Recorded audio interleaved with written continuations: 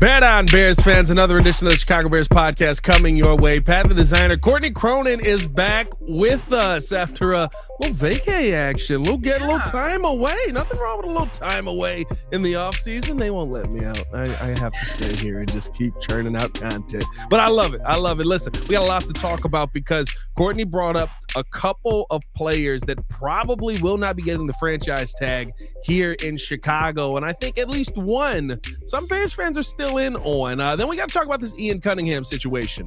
Just like the Duval, it's getting weird. And Courtney, you're in on Rodgers to Chicago. All that and more on today's episode of the Chicago Bears podcast. Hit that like button, subscribe to the page, leave a 5-star review. Y'all know what to do.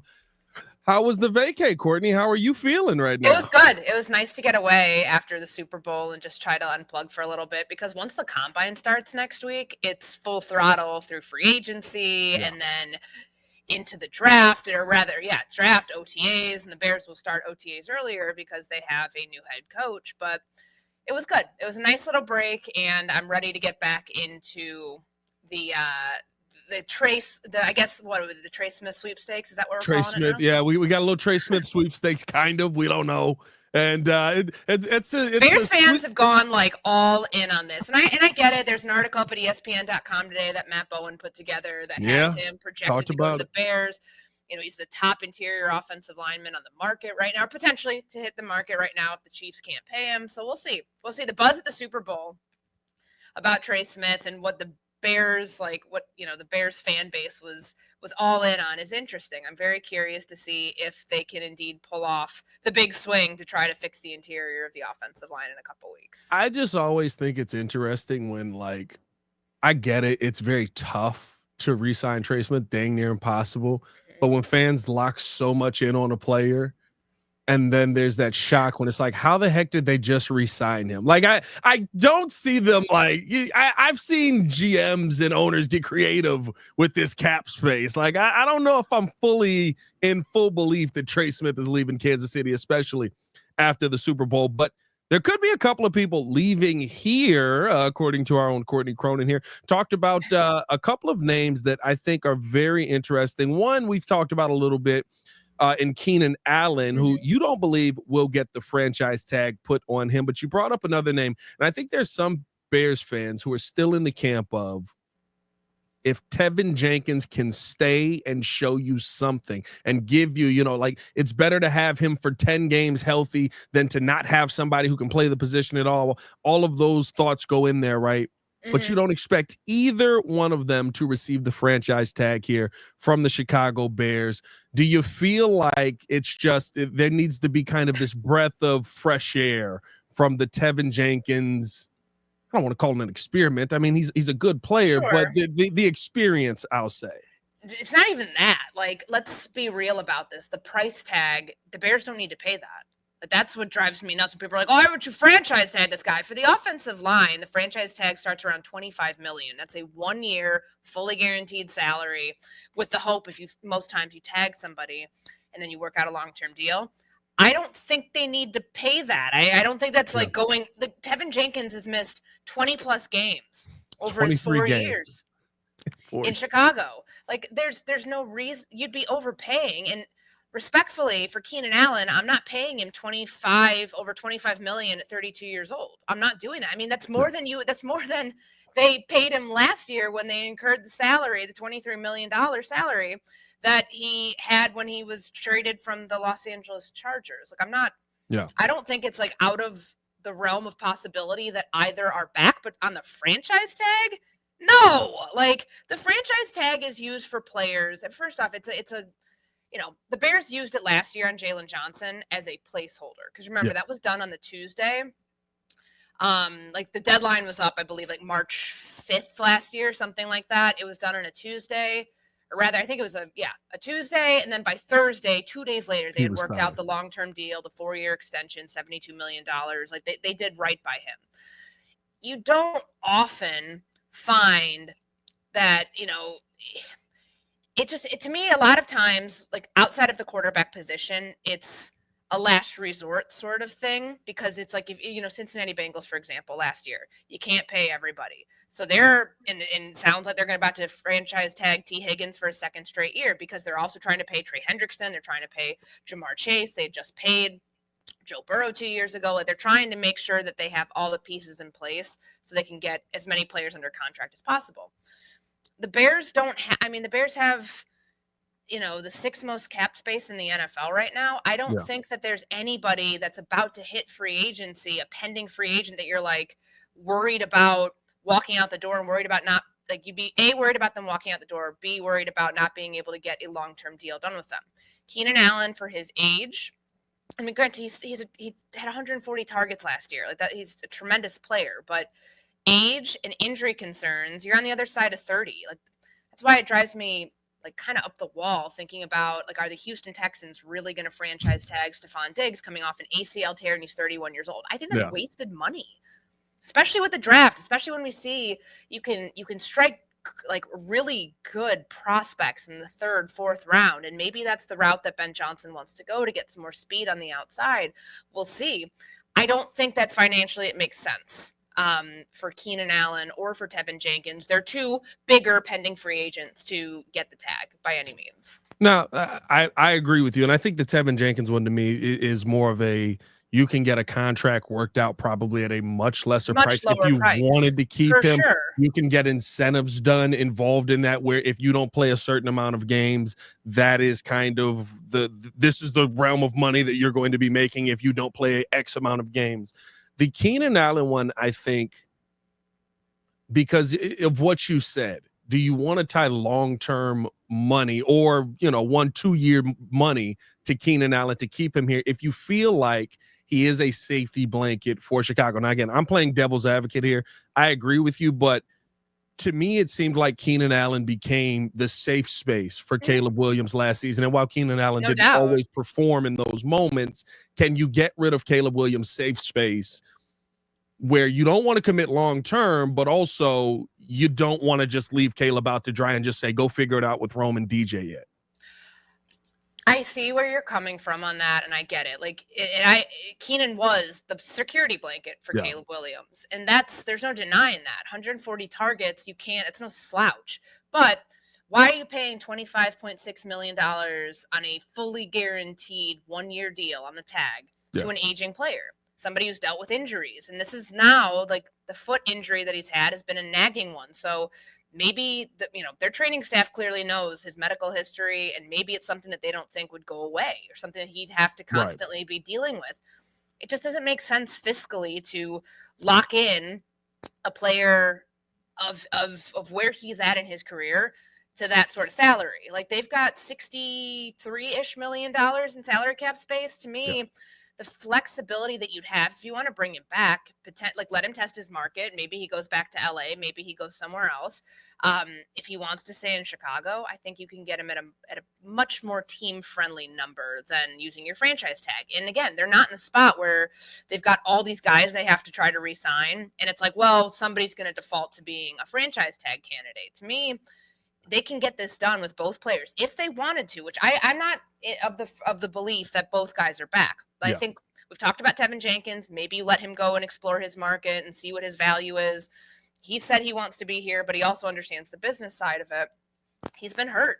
That's going to cost you. You'll find out your true market value from other teams, but that's going to cost you on the open market, because teams are going to say, we can't depend on you, even though you're a good player when you're out there.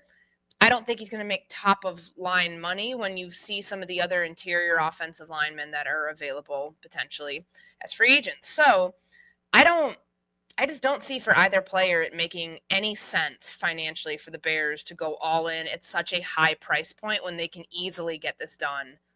Maybe not easily, but like it's probably a much less cumbersome or less financial weight getting it done at a lower number. Yeah. Listen, I agree. I think that this is one. I think with both players, Keenan, while he is the safety blanket, if Caleb is what you drafted him to be, he should be able to create a new safety blanket. He should be able to find a new guy that he is very comfortable with. It also seemed like Rome Odunze kind of started to become that as we got closer to the end of the season. A lot of those big throws are to Rome. So the Keenan Allen portion of this, I think I'm fully fine with moving on from Keenan Allen, and you get the pick back from that, the compensatory pick.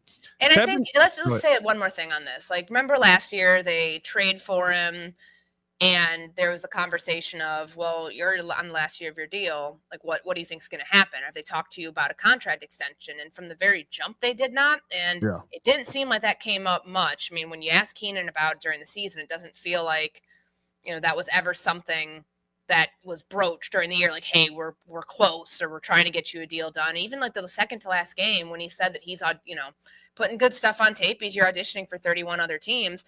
He knows that his time is probably coming to an end in Chicago, and that if he wants to continue playing after an incredible, decade plus in the NFL, that it might have to come on a different team. And I don't think there's any love lost there. I don't think it's a bad thing. As good as he was for Caleb Williams' growth, you have 2 franchise receivers that you can build around now. And then you can continue to add at a younger and less expensive cost or price tag with the draft, or even there's not a lot of receivers that are available right now. Of course, if you look at the big names in free agency, potential free agents, pending free agents, Devontae Adams' name is going to rise to the top. Yeah. Are the Bears going to be in on Devontae Adams? Are they going to be in on Cooper Kupp? I don't think so. Financially, does it make sense to go to pay for older receivers? I mean, Devontae Adams is kind of in his own class in that regard, maybe, but I think a lot of Bears fans would be pretty upset if the resources continued to go from building the team on the outside in than like handling the trenches, handling the things that you saw benefit a team that just won the Super Bowl in Philadelphia, a really strong offensive line and a pass rush that from the inside out is really, really good. And that's what the Bears need. Yeah, 100%. And the conversation around Teven Jenkins, the only part that does scare me with the possibility of bringing Teven Jenkins back, Courtney, is even if you bring him back at a cheap deal, it doesn't matter what you could bring him back for 50 cents. Teven Jenkins is too talented a player for him not to be a part of your starting lineup. My issue with Teven last season is not the fact that he fought every single week to try and be in that starting lineup.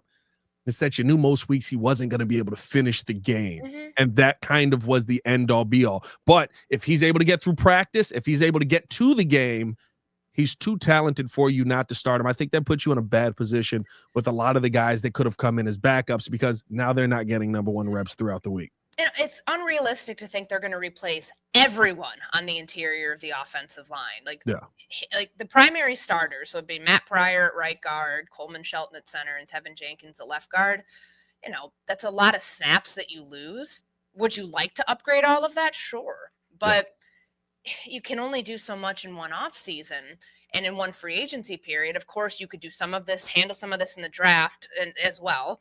But I don't think when you look at the offensive line and think, oh, clean sweep, they're just going to upgrade this thing. 4/5 of it, 3/5 of it's going to be upgraded. I think that's unrealistic to think. So that's why I still hold out the belief that if they love what Teven Jenkins brings on a certain basis, because he's not always healthy, then you try to negotiate to get him here at a more reasonable number by letting him test free agency, find out what his fair market value is. If there's a team that's going to pay him more than you would even be committed, like ever think about being committed to, then good. Like, no love lost. Yeah. You guys didn't draft him. You moved him around. You made him go through quite a bit in the first 3 years of this regime, and you let him go somewhere else. But if they think that he could be a viable backup, somebody who you can rely on when you really, say when you really need him, but like somebody that you can rely on, more times than not. Like, again, like better than like just depth that you could sign off the street or guys that you can get, that'll be in the second, third wave of free agency. Then you make that happen, but it has to be at a reasonable number considering the availability factor. There's a problem. Yeah, 100%. It'll be interesting to see kind of how the Bears feel about Teven in the long run. Appreciate you guys tuning in, showing love. Hit the like button, subscribe to the page. We got to talk about the Ian Cunningham conversation, because like I said with the whole Duval thing, it's getting weird. First, I do want to let you guys know that I'm excited about a new partner of ours here in Mitch Lyons Wealth. Mitch Lyons is a former NFL player, and he's the expert in protecting your nest egg and optimizing your income. Go to MitchLyonsWealth.com. Mitch Lyons, LYONS Wealth.com. Your biggest game plan to protect, grow, and win retirement.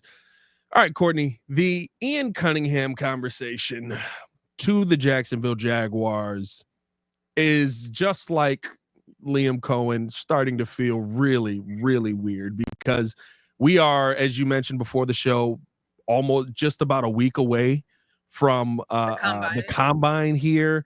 It seems like there is no real direction in this Jacksonville Jaguars franchise, but I guess maybe par for the course. There's still scouts in place. They're probably going into a draft with the people who were already there, who you probably have some questionable decision making in that room already. Like, is the Ian Cunningham to Jacksonville situation still a real possibility in your mind? Or does this kind of feel like we're going towards that Arizona Cardinals situation where they were ready to move forward with him and he was like, you know what, I'm good. I'll bow out. Well, it's late. It's late in the process right now. Usually situations don't happen like the one in Jacksonville where they waited 2 weeks after they could have fired Trent Baalke to fire him. Yeah. And it's, they said, we're going to get the head coach in place first and then go find the GM. They went about it backwards. It's typically not the model that most NFL teams will go with to, build their front office and coaching staff structure. But they, the team announced 5 finalists. Champ Kelly was one of them. Ian Cunningham's one of them. And it's all supposed to take place during this week. And, he's been a name every cycle for the last now 3 years, whether it was for the Titans job, whether it was for Arizona. His name's being floated, which leads you to believe, okay, it's a matter of time. Like, sooner rather than later, he will end up becoming a general manager. Ryan Poles has talked about it. He's kind of almost talked about it with an air of inevitability that he's preparing for that. I mean, hell, like, look at this past, all the stuff that was going on during the coaching search. He said, hey, if Ian's got opportunities, then, he can do that. And if he bows out of something, which he did, like, he can come back in and be part of our process. And I don't know what to think about Jacksonville as far as like what, you're going into the combine. You would like to think they're going to have a general manager before next week. Otherwise, is your assistant GM, is, whatever their structure is in their front office, like, who's making the decisions, obviously you're not making decisions at the combine, but you're going through the whole process. And that's where the offseason officially starts. They're in draft meetings right now. Every team in the NFL is trying to get their board set so they can go into the combine with an idea of what their priorities are and how they view these players that they're about to see work out. Do all these things in Indianapolis and then interview them too. So I don't think it's a matter of like, up against it 11th hour, like that might bother him. If he really wants this job and he's the right candidate, like, you take the job. There's only 32 of these, but what it means for the Bears, and I think we've been over this a bunch, like, it's, what is the structure that Ryan Poles has in place to insulate him as a decision maker? We saw that on the 1920 football drive during the draft when they were talking about Rome Odunze, like, having potentially to move up. And there was a cool conversation that was shown there about Ian Cunningham be like, do you really want to do this? Like, kind of like, let's think through it. Then you think about some of the other trades that were made before that had the Ian Cunningham influence all over them with Baltimore and Philly, the Robert Quinn deal 3 years ago now, Roquan Smith, like, he has a lot of connections around the league. And I do think that if you lose him, yes, you do gain the 2 back-to-back years of third-round compensatory picks. That's obviously helpful. Very helpful. Yeah. But like, I think the conversation around the Bears is who becomes the right-hand person for Ryan Poles as he goes into a pivotal offseason where he's got to figure out, how do I fix this defensive line? How do I get an edge rusher opposite Montez Sweat? And how do I address a position that has felt like he's really struggled to try to get right over the last couple of years in the offensive line? Does it feel like that person would come from inside the organization, somebody who's already on the ladder, already a part of the process, or do you think Ryan will possibly look outside of the organization because of, like you just said, right, the connections that Ian has had, we have seen be utilized heavily here in Chicago? Would they want somebody who also brings in those connections? Well, I will say with their front office structure, whether it's Poles, Ian Cunningham, Jeff King, Trey Koziel, like they're all, and Matt Feinstein too, is their cap guy. They've got a very tight knit group. So you could absolutely see it being somebody from the inside. But Ryan Poles, if you look at his, where he's from, spent his entire career in Kansas City. I haven't looked to see who Mike Borgonzi. I mean, granted, most of these personnel changes, it's different than coaching staffs. If the way it will work in Jacksonville anywhere is that you get through the draft with who you have, and then that Monday after is typically when contracts are up, staffs get restructured. If you're going to poach somebody from another staff, like those are when those moves and those interviews can start to happen. So I don't think we'd know as far as like if Ian Cunningham gets this job tomorrow or whenever it is in Jacksonville. It's not like Ryan Poles is going to have to name a new assistant general manager right then and there. I bet they wait until, that first week of May to do that. So it could be somebody from his past. I mean, the thing that was interesting and very unique about their situation was that they never worked together.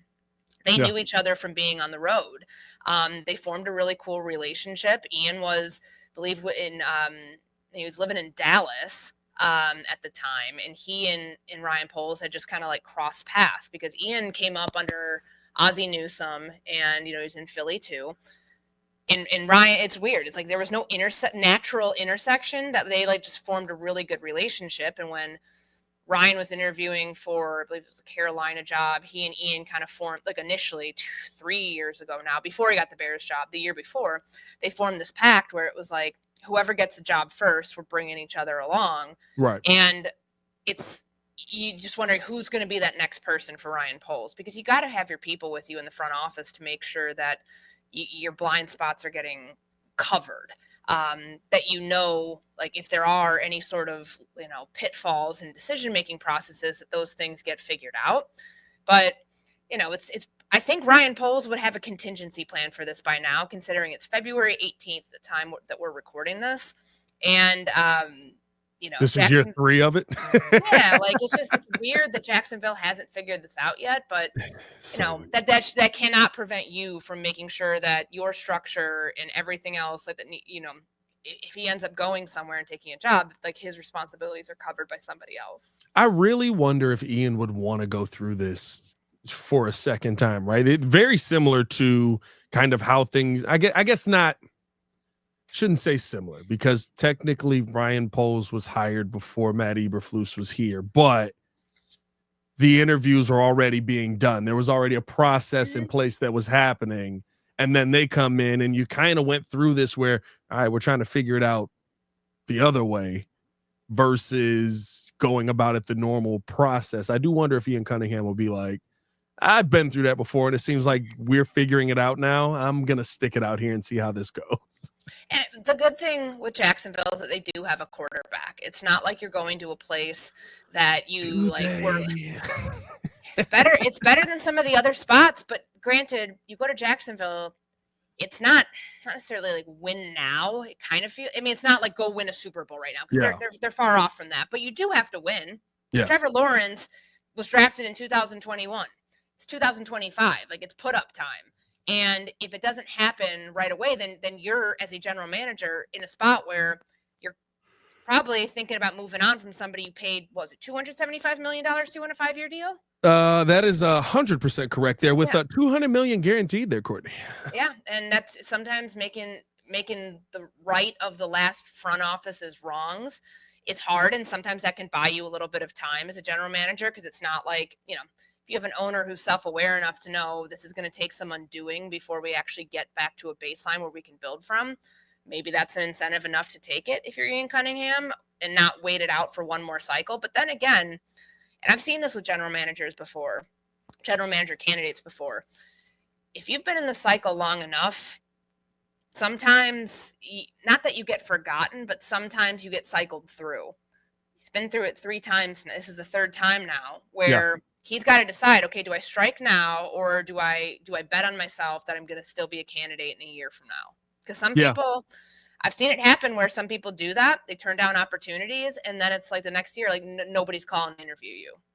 Because they don't expect you to finish out the interview. They don't expect you to actually take the job. Yeah. Or it's just that like your name's lost its luster. I've seen it happen. And it's a terrible thing if you think, oh, some of that's the team itself. Are you on a team that like was absolutely awful last year? Were you on a team that, made poor decisions with a quarterback? Are you on a team that, has shown like an inability to fix certain positions? Strike when the iron's hot. And this, I'm not saying it's like that this is the hottest his iron will be, but it is something that I think Ian has to consider before he decides either to go or to stay in Chicago for another year. Yeah, no, for sure. It's going to be real interesting to see kind of what Jacksonville goes with this and where Ian Cunningham goes with it. Because like you said, he could be somebody who looks at the job and goes, the Duval threw me off. I just wanted to go through the process to make sure I stayed on point. It's still weird. It's not even better when he did it the second time. Let's finish it out with this, Courtney, because you stirred up the blood of a lot of Chicagoans here with your part of the offseason, guys. The conversation about Aaron Rodgers possibly coming to Chicago. A lot of people saw this clip, listened to this clip, and we're a little up in arms about it, which, I mean, look, there's a major op there, but I think a lot of people believe he's going to fulfill the prophecy and end up in Minnesota. Yeah, but it's going to go the Favre route. He's full Favre right now. He's not slowing down. Aaron Rodgers to Chicago, Courtney. What made you think that as a backup to Chicago? So there's layers to this. First and foremost, I think about Caleb Williams and what he did not have last year, which was someone who spoke the language intricately in the room. And it's not to say he didn't have good coaches. It's not to say that Austin Reed and Tyson Bagent are not good quarterbacks, but he really needed somebody. The structure was just not good for somebody who had the weight of this franchise on his shoulders and was, named QB1 before he was ready. That's what it came down to. So I thought about, well, who does Caleb Williams really like? He always talks about certain people, and everybody wants to talk about, Patrick Mahomes. He could be the next Patrick Mahomes. He uses the off-platform stuff. No. Absolutely not. Who does he talk about all the time? Talks about Aaron Rodgers and how there's certain aspects of his game that he tried to model after Aaron Rodgers. And this conversation was sparked because last week, everything was like after the Super Bowl or right before the Super Bowl, the Jets say, hey, thanks, but no thanks. Aaron Glenn's coming in, new general manager too in New York. They're done. They're done. They're moving on. So they're going to release him. If you're Aaron Rodgers, and I get it, the season he had last year was better than Caleb Williams at 3,897 yards, 28 touchdowns, 11 interceptions. Is that mid Aaron Rodgers with the Jets? I tend to believe it is because look at how bad that team was. They were a 5-12 team. They were no better than the Bears. Literally identical record as the Chicago Bears. But I don't think at 41 years old, if you're self-aware, it's a big if with Aaron Rodgers. If you're self-aware enough to know, probably not going to win another championship, because think about the options that are open right now. And I realize it's a long-winded way of getting to this, but like this needed some explanation. Pittsburgh might stick with Justin Fields. Who knows? Raiders might go with Russell Wilson. Who knows? Then the other teams that need a quarterback, Tennessee Titans, the New York Giants, the Cleveland Browns, maybe the New Orleans Saints. Are any of those like dead set Aaron Rodgers is better than what they already have? Or a team that like those for two of them, Giants and Titans that I mentioned, they're using a pick on a quarterback. They're doing that. You don't want to be top 3 in the draft. Hell, the Cleveland Browns could do it if they really wanted to. Yeah. It's just none of it makes sense to where Aaron Rodgers, day one, surefire starter somewhere else that makes a team that much better. And also knowing the baggage that you bring in with an Aaron Rodgers. So my thought is if he's self-aware enough and reached a point of self-actualization where he wants to do some, kind of right some of his wrongs, because publicly, is he a first ballot Hall of Famer? Absolutely. Day one, like he'll get into Canton. But I think he's done himself a disservice the last couple of years by the way that he's handled things off the field with the New York Jets. Of course, how much of a bust of an investment as that was. Yes, I know the Jets didn't have to give up that much because of the playing time thing, whatever. Yeah. If he's at the point where he can right his own wrongs and not do what he did the last time he was in this situation where he could have brought along Jordan Love and he said, no, I'm good. I still want to go. Like, I don't want to be pushed out. Can you learn from someone like Ben Roethlisberger, who wouldn't do it with Mason Rudolph or any of the other quarterbacks, and see how poor that succession plan was, and say that this could be part of my legacy at the end to bring along the next possible Aaron Rodgers? Then him as a backup, I think makes a lot of sense. Now, obviously, it's going to come down to, does he want to be a backup? Because at 41, he could be like, if I'm not a starting quarterback, then I'm retiring right now. Yeah.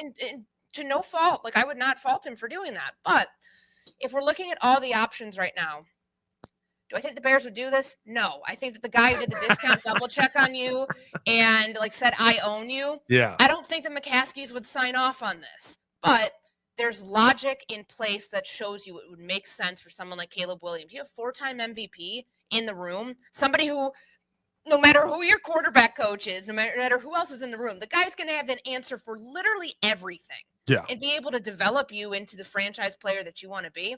You explore the idea. Now, I think people hear that and say absolutely not, no way in hell. And I would not blame anybody for saying that. But I don't think it can be ruled out completely, just in terms of we don't know what Aaron Rodgers wants yet next year and what his long-term vision for himself is. Because how long is that long-term? You're 41 years old, dude. Like, you're going to keep playing. I just think that it's something that should be considered because this is more than just the on-field legacy that he could leave. And I think he could change a lot of opinions about him if he ends up, maybe kind of like bucking the notion that he's all about it for himself. Yeah. That he could be the guy that like brings along the next generation to be the next Aaron Rodgers out there. I wouldn't trust it, Courtney. I fully I get it because you're a Bears fan, and I totally get that because there's probably the internal angst about it. But he has said, I enjoy breaking the Chicago Bears. I wouldn't trust that you'd hide I think there are some people that would be like, Aaron Rodgers, come on in. You got to do it. Come on. Highly talented player. You know what I mean? But I would feel like he's like walking in the room and just going, all right, how do I sabotage this? How do I Benedict Arnold this whole situation in here? Like, well, if that's the case, then sure, check no on the no box. But I don't think the hardest thing for anybody to understand is like what's going on in Aaron Rodgers' head. And I think Michelle Smallman brought this up yesterday on because they played the clip that I had from my show on Sunday morning, Best Week Ever. And they played it on Unsportsmanlike. Chris Canty agreed with me. Michelle Smallman made the point of he's going to be a distraction either way because Aaron Rodgers is a backup. If Caleb Williams struggles, the Bears are going to be like, put Aaron Rodgers in. Aaron Rodgers in. And I get that. But are they not at a point where it's kind of like win now? Ryan Poles has got to do that. Yeah. Like this front office has had 3 years now, and they haven't won. They took a step back this past year. They have a new head coach. I don't think it's the worst thing either way, whatever would happen with the quarterbacks if he had to end up playing in Chicago. I mean, there's weirder things that we've seen from quarterbacks you thought would never play in one destination and quarterbacks in roles that you never thought they would be in. Him as a backup, I get it. It's hard to envision, but I don't think it is the worst possibility for Aaron Rodgers at where he's at this point of his career and what it means for a viable backup option for the Bears, but also for the growth of the guy that you drafted number 1 overall, expecting to one day be on a trajectory like Aaron Rodgers. I just wonder if you can deflate the ego enough to get him like in the room to be a backup. Like that's the big if. You know what I mean? And I do wonder, like, to be told from Aaron Glenn and Darren Muji, hey, like we're good on this, knowing for them their best chance to win in New York in 2025 is probably with Aaron Rodgers, and they're like, nah, we're good. Getting rid of you, getting rid of Devontae Adams, we're getting rid of all your friends. Yeah. That's got to be a big blow to the ego because who are the Jets going to go get with a top 10 pick? Like, there's no surefire option in the draft of, wow, this guy's such a better option to win out. They're headed towards a rebuild. Again, another maybe a retooling. I don't know what you call it in New York. They do this every freaking year. So speaking of ego and dismantling the ego, I do wonder what that would have done to Aaron Rodgers if there's a spite factor, if there's a self-realization factor, whatever it is. It's something I think you have to consider. I've had worse takes than this. I've had absolutely wilder, more outlandish takes than this. Oh, listen, I think it's an interesting talking point that causes a lot of different reactions to it, and it might be absurd, it might be outlandish, but I don't think that it's something that is so far out of the realm of possibility that shouldn't be floated. Listen, I think this is not illogical. I think it's a tough take. Sure, but I don't think that it's illogical. A tough ask of Aaron Rodgers. That's a tough ask. You know what I mean? But I don't think that it's illogical. My take back in was that 2017? I think 2018, where I said Mitch Trubisky had the chance to be white Cam Newton. That's a tough take. That's illogical. You know what I mean? That's probably worst take of my career to this point, and I hold that proudly. You got to think before you speak. That was one of those. I was watching a lot of First Take. I was like, I think I could roll with this one. Yeah, it's bad. But this one at least has some logic to it there, Courtney. Hey, we'll see what ends up happening with Aaron Rodgers. I'm not gonna lie, still one of the most interesting stories of the offseason. So definitely gonna be tapped in on that. We appreciate you guys for tuning in and showing love as always, man. For Courtney, Cronin, it's your boy Pat the Designer, back at it again. Stay tapped in with us here at ESPN 1000, ESPN Chicago, and on the Chicago Bears Breeze. Y'all stay safe out there, Chicago. Bear down. One love. Peace.